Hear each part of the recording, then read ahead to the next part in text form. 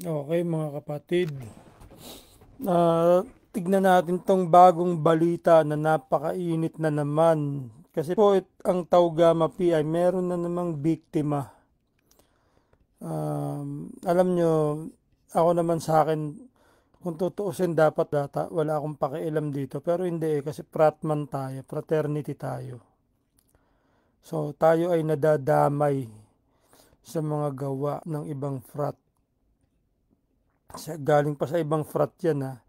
Nadadamay tayo. Basahin yung mga comments sa ano. Mamaya babasahin ko. Pero panoorin muna natin yung balita. Isa na namang estudyante ang namatay matapos sumag sa hazing ng isang fraternity sa Quezon City. Sinubukan pang isugod sa ospital ang biktima pero hindi na siya umabot ng buhay. Nasa frontline ng balitang yan si Hannibal Talete. Nangingitim ng mga hita, puno ng pasa at tagtad ng sugat. Ganyan ang sinapit ng 25 anyos na graduating criminology student na si Aldrin Lery Bravante matapos sumalang sa initiation rites ng Tau Gamma Fraternity sa Quezon City kahapon. Sinubukan pa siyang isugod sa ospital pero dineklara ring dead on arrival sa pagamutan.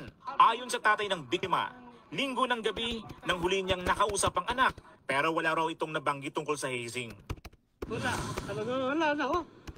Matigas na eh. Yung dinala daw sa ospital, matigas na eh. Pwede ibig sabihin nun, pinatay na nila anak ko.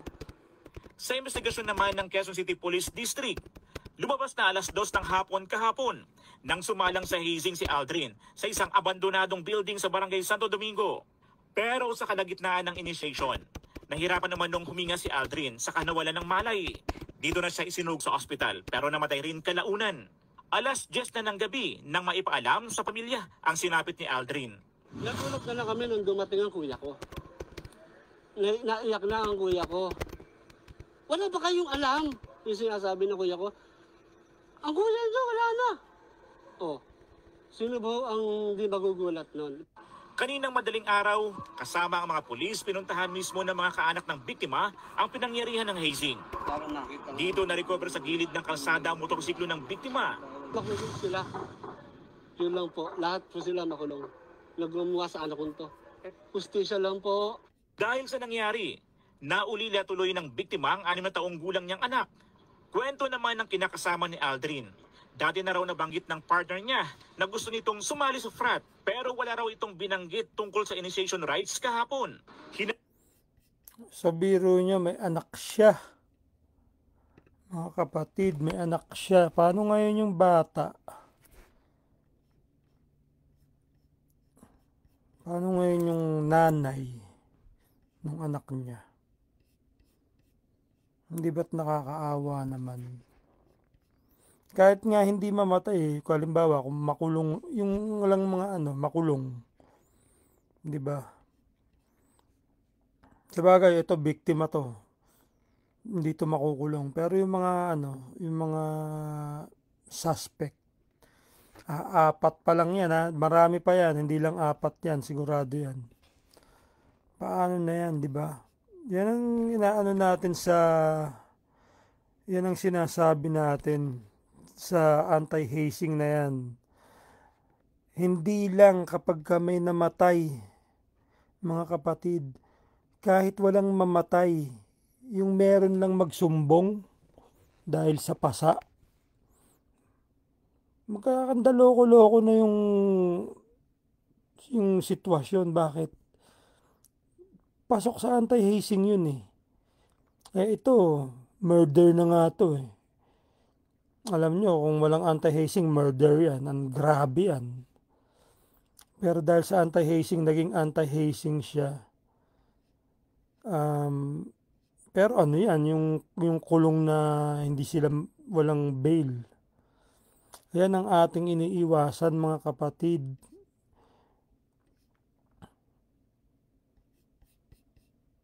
Brad Noel, kamusta ba? Ano bang balita?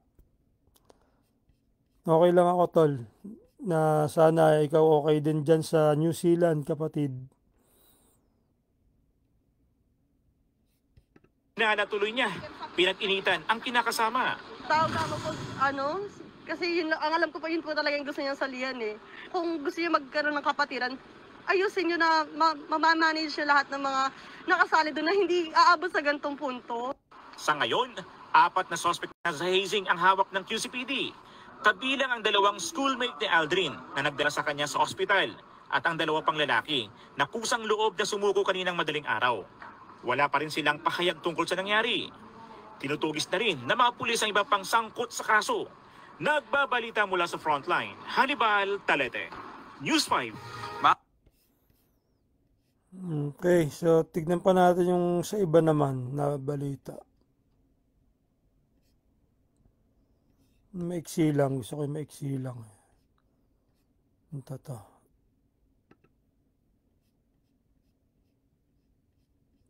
Patay ang isang criminology student matapos mabiktima ng umunoy hazing. Base sa investigasyon ng pulisya, nahirapang huminga at nawala ng malay ang biktima habang sumasailalim umano sa initiation rites ng fraternity. 4 na kapwa estudyante ng biktima ang hawak na ngayon ng mga pulis. Para sa detalye, may unang balita live si James Agustin. James. Susan, hustisya ang panawagan ng mga kaanak matapos sumanong mamatay sa hazing ang 25 anyos na 4th-year criminology student na si Aldrin Lery Bravante. 4 nga doon sa mga kasama sa initiation rites na lahat ay criminology student, Susan, ay nasa kusudian na ng QCPD dito sa Camp Karingal. 2 sa kanila ang nagsugod sa biktima sa ospital. Namamaga at puno ng pasa ang hita. May mga sugat ang binti at may mga paso sa iba't ibang bahagi ng katawan. Ganyan ang sinapit ng 25 anyos na 4th-year criminology student na si Aldrin Lery Bravante na taga Imus, Cavite, matapos umanong sumailalim sa initiation rites ng isang fraternity sa Barangay Santo Domingo, Quezon City kahapon. Isinugod pa siya sa ospital pero dineklarang dead on arrival kagabi. Talagang alala ko, matigas na eh. Yung dinala daw sa ospital, matigas na eh. Pwede ibig sabihin nun, pinatay na nila anak ko. Sus Mariosep. Biro niyo yun. Dinala sa ospital, matigas na. Eh di ilang oras ng patay yun. Kaya ganun. Ay, shout out si Carmi ng Lambda Road Chapter sa Antique, sa Kulasi Antique. Si Sis Carmi, isa to sa lagi kong ini-stock. Hindi ko na kailangan i-stock to si Sis Carmi. Talagang labas sa newsfeed ko ang kanyang mga post na madalas natatawa talaga ako. Tawa ako ng tawa dyan kay Sis Carmi. Pero ito mga kapatid, balik tayo dito. Yung tatay, ito yung tatay eh. Tatay nung biktima. Kita nyo, ini-interview. Mangiyak-ngiyak. Talagang syempre, ang sakit nun. Mawalan ka ng anak, pinapaaral mo yung anak mo para maging pulis. Pero namali po ng landas ang kanyang anak. Bakit? Kasi nasali po sa maling kapatiran. Hindi po ako naninira pero kami po ay nadadamay dahil sa inyo. Mga kapatid namin dyan sa kabilang tribo na yan. Pati po kami madadamay sa ginagawa ninyo. Hindi lang kayo. Alam niyo kung bakit? Kasi yung fraternity nasisira eh. Diba? Buti sana kung kayo lang. Hindi eh. Pati kami nadadamay. Ang ganda ng ginagawa namin. Iniingatan namin ang aming brotherhood. Buti na lang ang pangalan namin, Scouts Royal Brotherhood. Napakaganda. Kaya kayo mga kapatid, huwag niyong ipagyabang ang inyong pinagdaanan. Mga kapatid, huwag niyong yabangan yung mga kapatid na bago na dumaan sa lecture at services, walang palo. Ang palo po ay, yan nga pinakamadali, magpapalo. Pero yung lecture, yung doktrina, yung services, yan ang tuloy-tuloy. Ang palo natatapos yan, mga kapatid. Pero yung lecture, doktrina, yan ang tuloy-tuloy. Yan ang ating gawin para sa ating kapatiran. Para hindi tayo magaya sa iba. Mga kapatid. Tuloy natin yung balita. Sabi ng doktor, dinala doon, sinurvive namin pero wala na, patay na talaga nung dinala doon. Pinuntahan ng mga kaanak kasama ang mga pulis ang pinangyarihan ng insidente. Doon nila nadatna ng motorsiklo na pagmamayari ng biktima. Nakikiusap lang talaga ako na hustisya lang po, danyos lahat na gagastusin ng anak ko, dapat gawin nila. At saka makulong sila. Yun lang po, lahat po sila makulong. Nagumuha sa anak ko to. Kwento ni Alexander, linggo ng gabi pa niya huli nakausap ang anak. Kahapon daw kasi ng umaga ay maagang pumasok si Aldrin. Ang sabi niya, may pasok ako. Kasi may ibibigay ako sa kanya, on-call driver po ako eh. Sa kanya ko po ipapadrive. Kaya ang sabi niya, may pasok ako. Ay, ganun ba? Kasi kaka-cancel ko na lang. Sa investigasyon ng Ay, nagsisinungaling, di ba? Sa bagay ako, hindi ko rin pinaalam sa nanay ko nung pumasok ako sa frat. Pero alam nyo, dapat talaga makulong dyan. Ano na yan, ikulong na nila yung mga leader mismo, kasi hindi matututo ang estudyante kapag ang mismong leader nila ay nakakaligtas sa gantong mga pangyayari. Siyempre, para kang tanggal ng dahon, pero yung ugat is yun pa rin. Ganun lang, di ba? Walang mangyayari dun sa batas. Hindi nila susundin yan kasi yung dahon lang ang tinatanggal natin. Hindi matututo ang kapatiran na yan kung hindi leader ang bibigyan natin ng kumbaga sila ang dapat singilin para matuto na sila talaga. Kung gusto rin talaga ng grupo nila, kaya nila yan. So kung ganyan, hindi nila kayang pasunurin yung kanilang mga miyembro, anong masasabi natin sa leadership, di ba? Kaya kita nyo sa amin, sa SRB Incorporated, ang higpit. Kapag hindi sumunod, talagang aalisin namin sa SRB Inc. Bakit? Ba't ka pa nandito kung hindi ka naman susunod? Ganun na ang katwiran, mga kapatid. Kaya sana po, mga kapatid, iniingatan namin ang kapatiran, ingatan nyo rin po. At sa pag-iingat sa kapatiran, naiingatan din po ang mga miyembro. Alam nyo, ang hirap niyan, makulong yung mga kapatid natin. Sino tutulong sa inyo? Sino ang sisihin kapag may nangyari sa inyo? Masisisi tayo. Tayo rin po. Kaya sana yung hazing na yan, sa totoo lang mga kapatid, ang magpapabuti sa tao, hindi po palo na ganyang katindi na maraming palo. Tayo pinapalo tayo ng magulang natin, hindi tayo binubugbog. Pinapalo lang tayo ng sapat para tayo ay mag-isip. At saka ginagawa yun pag may nagagawa tayong mali. Di ba? Yung initiation ba, may ginawa ba tayong mali para tayo ay bugbugin? O para tayo ay mambugbog, mahiya? Di ba? Kumbaga yung katwiran is wala dun yung katwiran QCPD. Nangyari ang initiation rites sa isang abandonadong gusali bandang 2:00 ng hapon kahapon. Nahirapan umano huminga Aldrin at nawalan ng malay. Doon na siya sinugod sa ospital ng 2 lalaki na kasama rin sa initiation rites.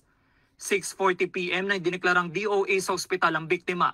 Ang 2 lalaking nagdala kay Aldrin sa ospital na mga criminology students din. Inaresto ng Manila Police District. Kita nyo, hindi sila makaharap. Nakayuko sila. Bakit? Kasi may kasalanan Meron silang kasalanan. Kaya hindi sila makatayo ng tuwid. Ayan, hiyang-hiya.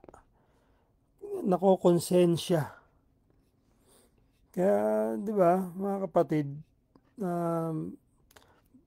ang anti-hazing law, na sinusunod ng SRB Inc. na nasa bylaws, yan ay proteksyon para sa ating lahat. Proteksyon para sa kapatiran.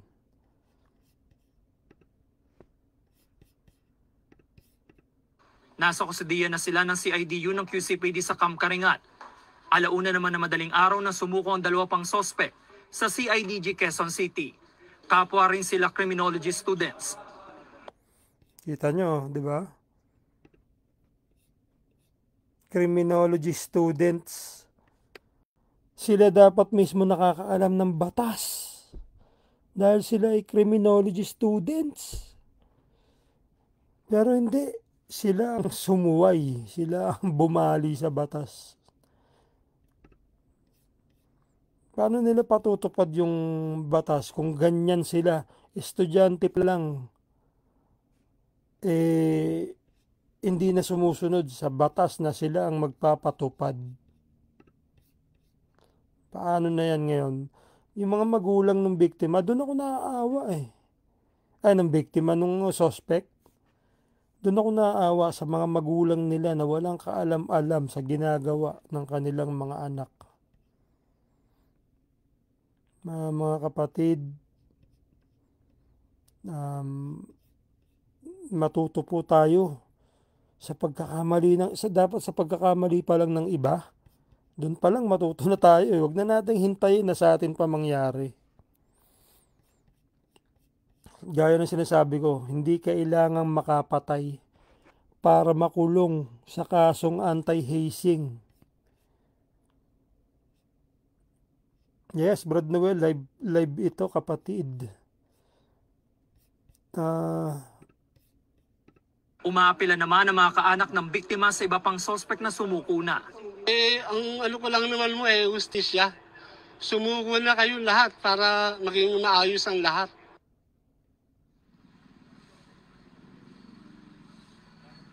Samantala, Susan, sinusubukan pa rin natin hanggang sa mga oras na ito na makuha yung panig ng 4 na suspect na nandito sa kustodiya ngayon ng QCPD CIDU sa Camp Karingal. Kasama naman nagtungo ng mga kaanak ng biktima yung kinatawan ng eskwelahan kung saan nag-aaral itong biktima, maging ilan sa mga suspect. Yan ang unang balita mula rito sa Quezon City. Ako po si James Agustin para sa GMA Integrated News. Ano kaya yung tinitinda nito? Itong nakabisikleta. Mukhang nagtitinda to ng tinapay, no? Tinapay o kaya binatog sa balde. Yung binatog sa balde nilalagay. Ito siguro tinapay ang kanyang tinda. So mga kapatid, kita nyo, di ba? Nagpaparami sila sa kulungan.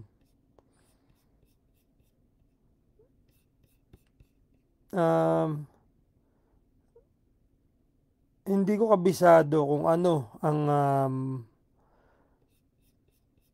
meron akong bylaws kaso hindi ko pa gaano siyang nakukumpletong basahin. Tsaka minsan syempre nakakalimutan ko. Pero tingin ko sa SRB Incorporated, kapag kayo'y makulit na mapatunayan ganyan, aalisin kayo sa sa SRB Inc.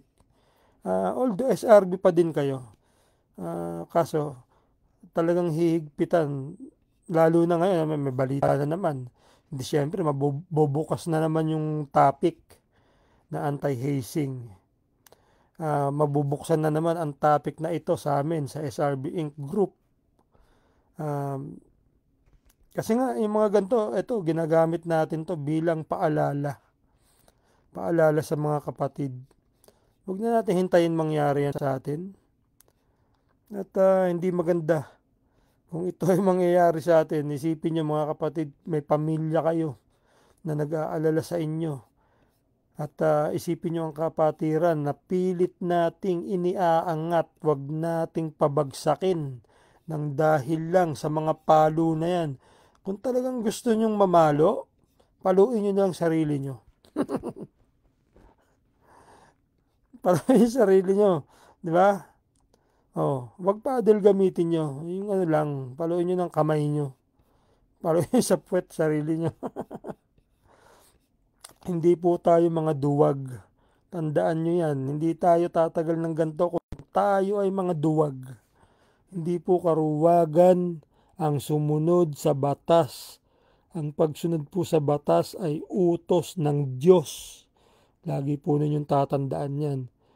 Utos po ng Diyos sumunod sa mga namumuno sa atin. Kagaya ng presidente, vice-presidente, congressman, senador. Sila po ang gumagawa ng batas sa ating bansa. Utos po ng Diyos na sundin ang batas ng tao, ang batas ng Diyos. Kaya mga kapatid, tayo po ay wag nang tumulad dito sa grupong ito na palagi na lang laman ng balita dahil sa ganyan. Hindi na po natin matatawag na fraternity kapag ganyan dahil sila po ay marami nang napatay na magiging miyembro. Hindi na po fraternity ang ganyan. Gusto niyo ba tayo matawag na hindi fraternity? Hindi brotherhood ang tingin sa atin ng tao? Gusto niyo po ba yun? Kung gusto niyo po yun, kayo na lang. Huwag nyo na kaming isama, mga kapatid. Brad is brad, pero pagdating sa ganyan, kahit hindi ko na kayo maging kapatid. Kasi may choice tayo eh.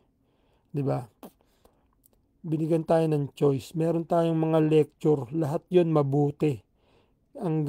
Kapag ba ganyan ang nangyayari sa kapatiran, mabuti pa ba 'yan? 'Di ba hindi? So,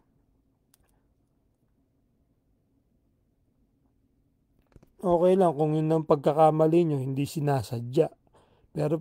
Pero kapag alam nyo nasa batas na at may mga pangyayari na, pero ginawa nyo pa rin at nahuli kayo, hindi na po yun, kumbaga sinasadya nyo na yun. Alam nyo naman kasi, di ba, ang kapalit. Alam nyo na may batas. Alam nyo na merong nagsasabi sa inyo na may nagpapaalala lagi, kagaya namin. Lagi kaming nagpapaalala, hindi kami nagsasawa. Tapos hindi pa rin kayo susunod. Di ba? Talagang binabaliwala nyo kami. Binabaliwala nyo yung batas natin. Binabaliwala nyo yung batas ng bansa. Ano ba ang sabi sa oath? Tsaka sa duties? Sa duties, di ba? Duty to God and to country. With all my heart, buong puso akong susunod, susundin, gagawin, isa sa buhay ko. Ganun po yun mga kapatid. Pasensya na po kayo kung hindi nyo magustuhan. Pwede nyo akong kontrahin. Kung gusto nyo, mag-comment kayo ng pang-kontra nyo at tignan natin kung nasa katwiran ang inyong magiging komento. Kung kakampi kayo sa ganyan na hazing, abay sana all. Gumanon na. Mga kapatid, kami po, mahal po namin kayo. At alam ko, mahal nyo rin ng kapatiran. So, pagmamahal ang mangibabaw sa atin.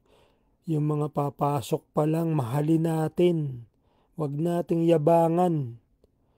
Yung iba dyan ang yayabang. Na dumaan sila sa ganyan. Ako naman dumaan din ako eh. Pero, nag-iisip ako para sa kinabukasan ng SRB. Yun ang isipin natin lahat. Sabi ni Sis Jomero, good afternoon po, Brother Vloggy, nakakasad, nangyari. Criminology pa naman din. Sayang siya. Sana managot ang mga kasama sa hazing na yan. Sigurado yan. Talagang mananagot yan. Yung apat na yon, yan pa lang yung kumbaga pain. Pero kakanta yung mga yan, sigurado yan. Sila na magkakalaban dyan. Pinakita nyo naman, bago yan, yung merong nagpakamatay, di ba? Nakapatay sila, tas nagpakamatay yung isa. Nakita nyo yung mga nangyayari sa ganyan?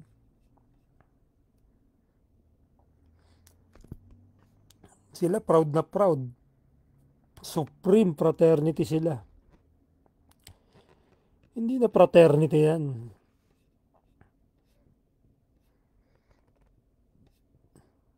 Hindi na fraternity yung ganyan.